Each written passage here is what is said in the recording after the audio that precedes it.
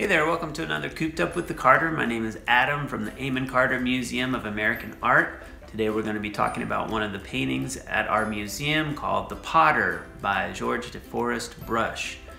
Now Brush was born in Tennessee, which is where I'm from. His mother was an artist and he studied art in both the United States and in France and learned a lot about classical art and anatomy, which we can see the evidence of that in this painting. You can see the careful treatment of the human form of this portrait of a Native American artist. Now, Brush was not a Native American himself, but rather he traveled out west with his brother in the 1880s to work on a ranch. Brush was clear that his goal was not to be a historian or an ethnographer. An ethnographer is someone who studies a culture or a group of people. So these were not meant to be realistic. Instead, he was presenting his own sort of idealized vision of a world that was untouched by industrialization and the ongoing wars against the native peoples and cultures. He wanted us to be able to really pay attention and have an appreciation for the focus and the craftsmanship that's being exhibited by the potter in this painting. Let's look a little bit closer. What are some details that the artist has focused on here? Notice the rich colors and patterns that we can see in the rug, the craftsmanship that was taken to create the potter's waistband that he's wearing. We see some pieces of pottery over on the left. Do you think those are in progress or do you think those are meant to be finished? Now, also, what has the artist intentionally left out of this painting? We see that the background is just a dense black. He's left out anything that is going to distract us from the focus on the potter and his meditative focus on what he's creating. So rather than recreate exactly what he saw, Brush is effectively using these art elements to focus on and isolate certain patterns and details and important spaces in the scene to create an impression or a feeling. Hi there, I'm Sarah Yallett, a Carter community artist at the Carter Museum. Today we'll be painting clay pots as we look at the piece The Potter by George DeForest Brush. To begin our project, these are the supplies that we'll need. A clay pot, basic acrylic paint, a few different brushes in a variety of sizes, chalk or a pencil to draw on your pot, a ruler, and then a cup of paint and maybe a paper plate to use as a palette. So to begin, I'm going to make a design on the upper lip of the pot.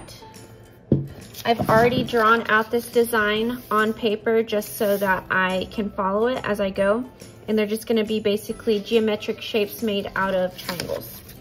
So to do this kind of evenly, I'm going to divide the top of this upper lip into 8 sections. So looking straight down at the pot as a circle, I'm gonna divide it in half and then in half again.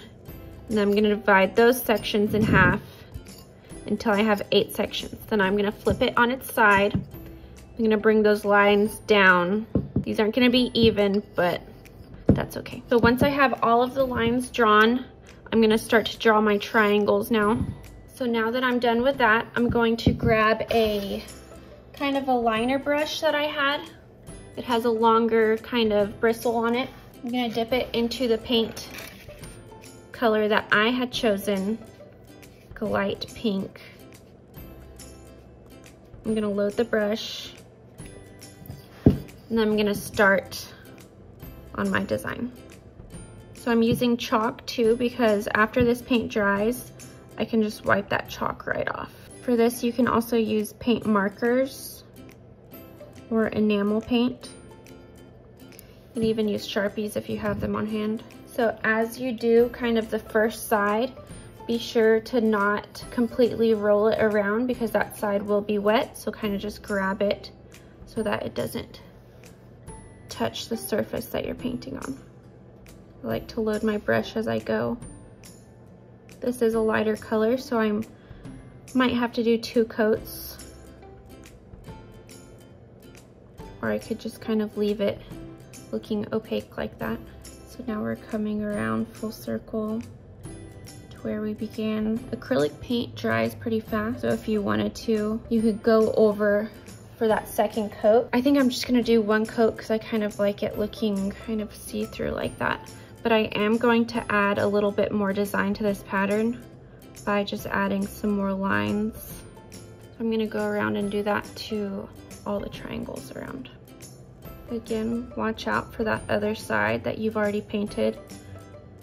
Make sure not to smudge it with your hand or the surface that you're working on. So now that I've added all of these little extra lines, I'm gonna go around, I'm gonna add other lines on the top triangle.